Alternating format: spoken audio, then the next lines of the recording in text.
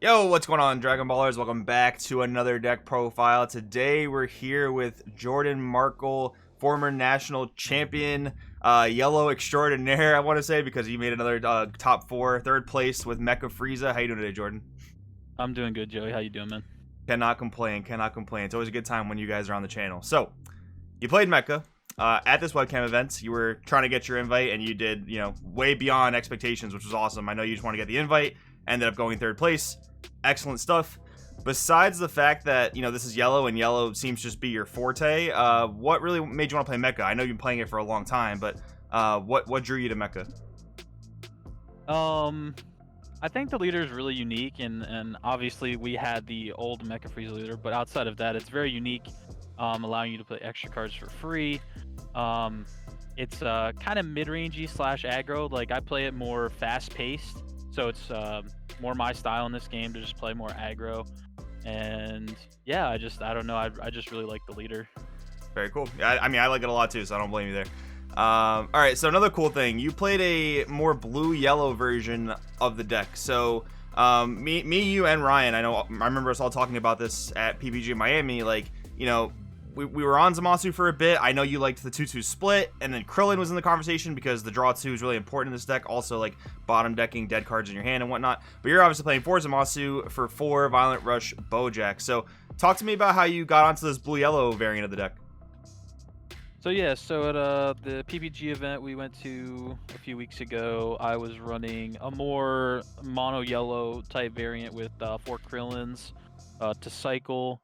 And I obviously wasn't running the Bojack, but after testing it, I found out that, like, while I do like the Krillin super combo more, I value the Bojack and Zamasu more than just the Krillin, because the Bojack also helps me draw cards as well, but it also allows me to have extra energy on the defense, so I'm not taking my life for all my extra cards on the defense. I can play like a Final Flash with energy, or I can play like a Unite Assemble or a Bardock Ape with energy. And so far, I mean, I think it's been really good. It's been working out very well. Nice. So one thing, I like the Aegis a lot because, it makes sense. Like, you can, combo that with, like, Ferocious Roar, obviously, and then Poutine comes out off of the Zamasu and whatnot. But do you feel like you have enough blue-yellow in the deck to trigger the Aegis? So sometimes it is a little light. I am at 50 cards, so I'm basically max consistency with the 8 blue-yellow. But I was considering adding a few more. A card that catches my eye is a new card coming out in the next set. Yeah, U9 target, I forget what it's called. Sorrel and Hop. Yeah, so that one might be an easy addition to the deck to make the Aegis more consistent. But right now there was really no other blue-yellow cards that I wanted to put in the deck, and I felt like it would make the deck more clunky than anything, so it worked out pretty well. Gotcha. All right, speaking of Sorrel and Hop, we have some of our setup cards here. So what's interesting here, I find interesting, is only 3 unisons. So I know you've now included a lot of cards in the deck that Mecha wasn't normally playing before. So I guess you had to make some concessions. But why only 3 unison? Did you see it enough when you needed to? Yeah, I saw the unison as much as I needed to.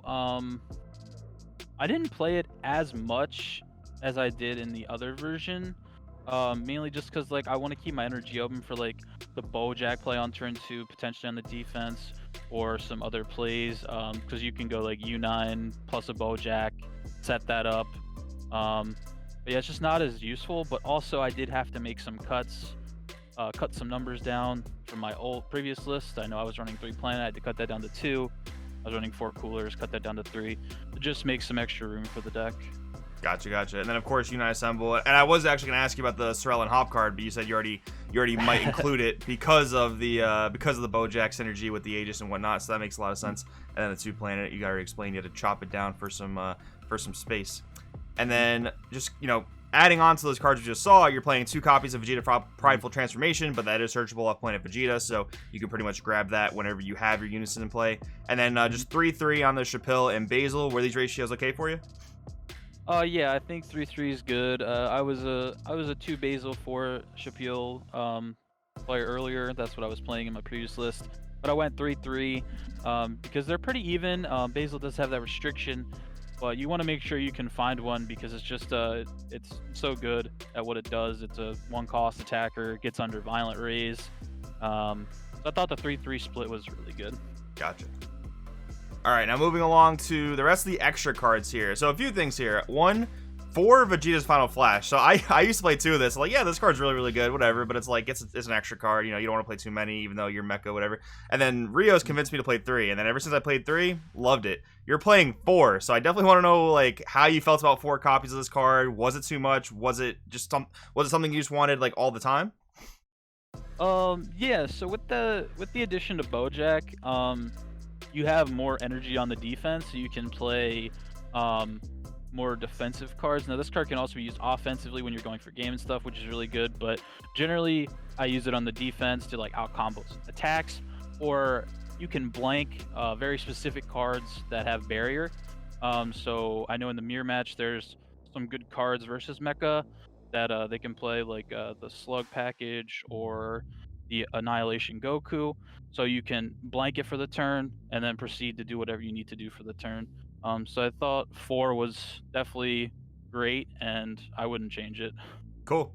And then Final Spirit Cannon. I remember one game, I think you were playing against Invoker, and I was watching. You played this on him, and I think it was like game 2 or 3. Tapped him out, and you also had the SS4 Goku on the board. That just like, okay, I think he was at like 2 life. He couldn't even D-Magic because he couldn't pay the energy for it, and that was just like killer. So Final Spirit Cannon, what do you think? One of the MVPs? Oh, of course, yeah. This and Final Spirit Cannon and obviously United Symbol to get like the draw engine going. Definitely the MVPs. And Final Spirit Cannon comboed with Bergamo is just it makes it so your opponent can't really play around your big like gameplay. You just tap an energy, and if they have more energy up, you can Bergamo it, and it's just really nothing they can do. Yeah, I think, like, you know, obviously this deck can trigger Bergamo defensively very easily, but I think like when you can activate Bergamo offensively for 0 energy, I think that's a nutty play, because yeah, like, with this plus Bergamo, you're tapping 3 energy or like 2 energies in a blocker or whatever the case is. It's really, really insane. 4 Nimbus, 1 Bloodlust makes a lot of sense. Okay, then we have the last of the pure yellow stuff. We have 3 Raiders Warcry, 1 Swift Retaliation Cooler. Warcry, some people say yellow shouldn't play it anymore. I don't agree with that. I don't think you agree with that. I think the number is probably 2 to 3. How did you feel about 3? Oh, 3 was perfect. Obviously there's going to be some times in this deck where you have some clunky cards in your hand, but like the cool thing about it is that like when you're going for game and stuff, you have like extra cards you can play for life and stuff like that. But mainly your energy is used on this guy and your Unison, I guess you would say, Bergamo. But like he just applies so much pressure, and with the addition to the Bojack arrival, you can Aegis untap 2 and play him defensively every turn that you can activate Aegis, basically. Yeah, I mean, that honestly seems like gas. The fact that you automatically get the 2 energy back to just play this guy, that seems like really good synergy. Mm-hmm. And I played 3. Sorry, go ahead. I just played 3 because you also have Planet to search it. Like if I didn't have Planet, I might run 4, but just because I have Planet, you know, it works out. Gotcha. And one thing I was just gonna say, I know you really don't like 1-ofs, but you're playing 1 Swift Retaliation Cooler. So what's the logic behind the 1-of? Yeah, I'm not too fan of 1-ofs, but I think the Cooler like fits that like 1-of, that niche slot. And I had 1 spot open in the deck, and I wanted to fit it in the main from the previous build where I was just sideboarding it. Because sometimes it can just be a blowout. If you don't have your other forms of like your Final Spirit Cannon, Bergamo stuff, Swift Retaliation Cooler can just like end games as well. So if the game goes pretty late, you always have it as a backup plan. Gotcha. And then just wrapping up the main deck, we have 2 Secret Identity, 2 Champa, and the 1 Celzino. I don't really think there's much to change here. I think Secret ID is probably the best overwhelm you could play in this deck, but also just like a 0 energy 25k beater, you know, combo that with a Champa, that's pretty OP, huh? Yeah, and Secret Identity definitely is just, I mean, yeah, you can't really go wrong with it. I mean, there's generally something to remove, and it's also a free overwhelm, so that's why it's in that slot. I was considering playing 1 Mirror Creator Absorbed, but I decided to go with this because it makes the deck a little less clunky, because you do have a bit of 10Ks and extra cards in the deck, so I think it was fine to run this. And then I'm a fan of 2 Champa, always have been, 2 or more, but yeah, in this deck, 2's fine. And then obviously the 1 Celzino, I mean, you can't really go wrong. The Kai's also good, but it's preference really. You can pull them both off in the deck. Yeah, and they're both very soon. They're both going to be those $400 SCRs. So I mean, you can't really make one way or the other price wise. Yeah, true. All right, and I'll just let you walk us through the side deck. All right, so I went 3 Vegeta, Unison of Fury, mainly for like Dark Broly.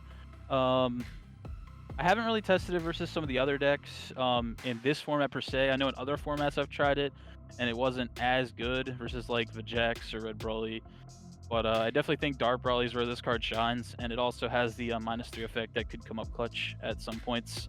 But I never played Dark Broly, so I never sided it in. We got 2 Quitakai for King Piccolo, sided it in. In the matches, I did get it off. I think I only got it off one match. It was helpful, I think. It just forces your opponent to play weird. Like, they can't put anything in play, or they have to sacrifice cards from their hand. How was that They don't matchup, really have- actually? I'm curious. So I won game 1, and then I lost the next 2. It was pretty good. I bricked game 2 and 3. I didn't see a U9 till like super late in the game, so my starting was kind of slow. And kind of against Piccolo, you want to go like really fast early. I think, at least that's the way I play the matchup, and you can put them in bad positions. So not drawing U9 hurt me.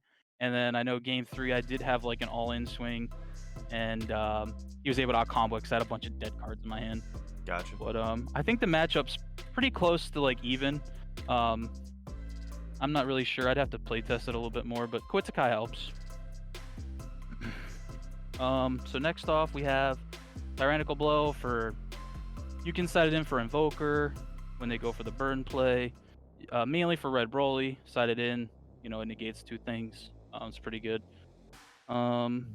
Release from Evil, mainly for Gohan. I don't really know if I'd side it in versus anything else. Nothing that I can think of off the top of my head. We got 2 Meki Kabura, which is universal sideboard. You know, it's good against anything that has like a very linear strategy, like Red Broly. You get sided in versus King Piccolo if you wanted. Then on to Vegeta Striving. That's for the mirror match. So what you can do in the mirror match is they have if they have the slug package, it's already tapped, so you can just kill it with the Vegeta Striving, or you can obviously tap a bunch of things down in the deck and you know, kill it that way. And then you have the Son Goku Annihilation, and that's obviously for the mirror match. I also set it in versus, like you said, Invoker, because they play a lot of extra cards. Basically any blue deck as well. Any deck that's playing a bunch of extra cards. Gotcha. Now, with the events over and the list being laid out, any minor or major changes you would make? I'm considering a few changes. I'm not 100% sure what I'll do with the deck yet. Tough to say, but I'm gonna look into it here before the big PPG event in March. Gotcha. All right, Jordan, any shout outs you want to throw out there? Well, first off, shout out to you, Joey, as always. You know, love your content. Thanks for having me on the channel. Crossworlds, TCG, you know, all those guys.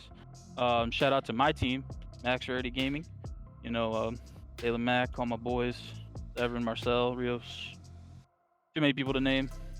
Shad, he helped me a lot with the initial version of the deck and stuff. But yeah, pretty much just that. And shout out to PPG for running the event. Awesome, man. All right, thanks for your time. We'll see you later. Later.